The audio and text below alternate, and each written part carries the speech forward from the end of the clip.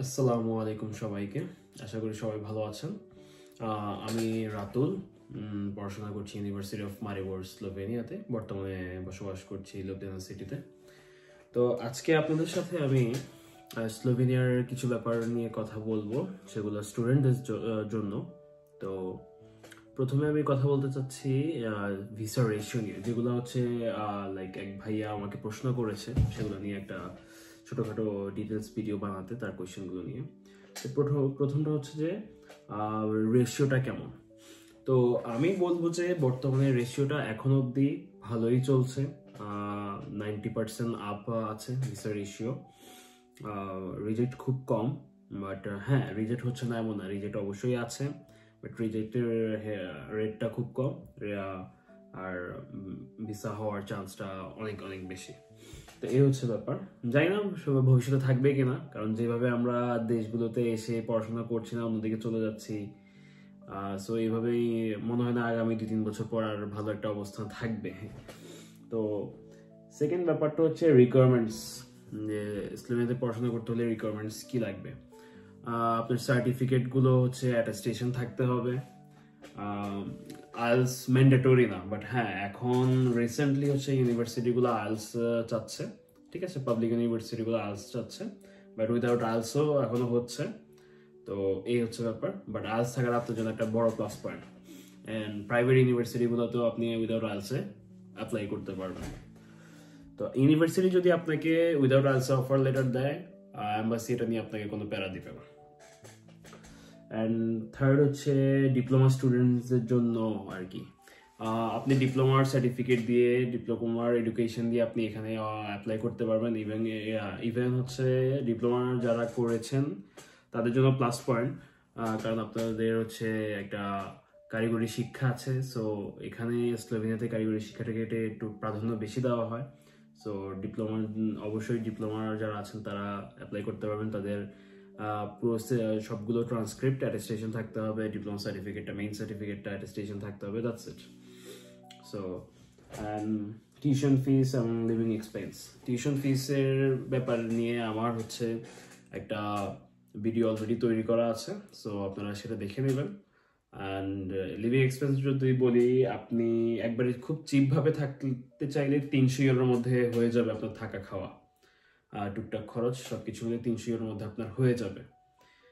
আর যদি আপনি স্ট্যান্ডার্ডভাবে থাকতে চান, মোটামুটি একটা স্ট্যান্ডার্ড লেভেলে, তাহলে আপনার 400 থেকে 450 মতো খরচ আছে।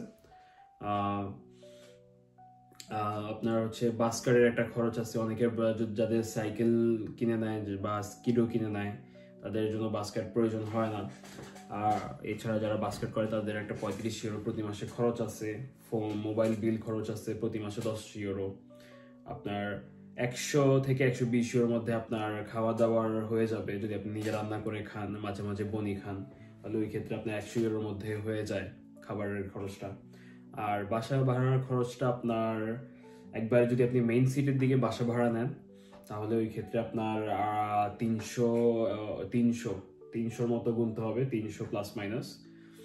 আর মেইন সিটি থেকে একটু বাইরে, যেমন আমি হচ্ছে মেইন সিটি থেকে একটু বাইরে থাকি, বাসে 15 মিনিট সময় লাগে। তো আমার এখানে আমার বাবা রুম ভাড়া হচ্ছে 200 টাকা, আর ইউটিলিটি বিল আলাদা, তো টোটাল আমার 260-70 ইউরো চলে আসে। তো এই হচ্ছে ব্যাপার। তো লিভিং এক্সপেন্সটা নিয়ে আশা করি কিছু একটা ধারণা পেয়েছেন আপনারা। পার্ট টাইম জব করে tuition and living expense cover করা যায় কিনা। হ্যাঁ, অবশ্যই আমি বলবো যে পার্ট টাইম জব করে আপনারা টিউশন ফিস উঠাতে পারবেন, বাট হ্যাঁ পার্ট টাইম জব না, অ্যাকচুয়ালি পার্ট টাইম জব করে তো পারবেন না, আপনাদেরকে এক্সট্রা টাইম করতে হবে। এখানে এক্সট্রা টাইম করলে যে আপনার প্রবলেম হবে, এক্সট্রা টাইম করতে দেয় না এরকম কিছু না। এখানে যারা আছে অলরেডি এসেছে, তারা এক্সট্রা টাইমই করে কাজ। তো ওইভাবে আপনি যদি ম্যানেজ করে নিতে পারেন, একটু পরিশ্রম করতে পারেন, চেষ্টা থাকে, অবশ্যই আপনি আপনার লিভিং এক্সপেন্সটা উঠাতে পারবেন। প্লাস ওটা তো অবশ্যই উঠাতে পারবেন, টিউশন ফিটাও ম্যানেজ করে দিতে পারবেন। তারপর হচ্ছে স্লোভেনিয়ার ওয়েদার যদি বলি, অ্যাভারেজলি 6 মাস গরম, 6 মাস শীত থাকে এখানে। খুব বেশি লাইক অন্যান্য কান্ট্রি, ফিনল্যান্ড, রোমানিয়া, তারপর সার্বিয়া, এদের মতো এতটা খুব বেশি একটা স্নো পড়ে না। মোটামুটি স্নো পড়ে, মাঝে মাঝে স্নো পড়ে, খুব বেশি মারাত্মক ঠান্ডা না। আপনার মাইনাস ম্যাক্সিমাম হচ্ছে 10 পর্যন্ত যায়, খুব মানে মিরাকেল কিছু না হলে, মিরাকেল হলে 10-এর বেশি চলে যায় ম্যাক্সিমাম না। বাট অ্যাভারেজ যদি ওয়েদারটা বলি, শীতকালে অ্যাভারেজ ওয়েদারটা হচ্ছে আপনার -2-3 থেকে হচ্ছে 5-6 এর মধ্যে থাকে, মানে -5-6 না, -2-3 থেকে +5-6 এর মধ্যে হচ্ছে ওয়েদারটা থাকে শীতকালে। আর হচ্ছে আপনার গরমকালে 25-30-20 এরকম ওয়েদারটা থাকে। তো এই হচ্ছে আর কি ওয়েদার ব্যাপার। সো এতটুকুই আজ এই পর্যন্ত। আরও যদি আপনাদের কোনো কোয়ারিজ থাকে অবশ্যই আমাকে কমেন্টে জানাবেন, আমি চেষ্টা করবো আপনাদের উত্তর দেওয়ার জন্য। আর যদি আপনারা আরও বিস্তারিত কিছু জানতে চান আমাকে পার্সোনালি মেসেজ করতে পারেন, আমি চেষ্টা করবো আপনাদেরকে হেল্প করার জন্য। আজকে এতটুকুই। লাইক, কমেন্ট, শেয়ার করবেন, পাশে থাকবেন। আল্লাহ হাফেজ।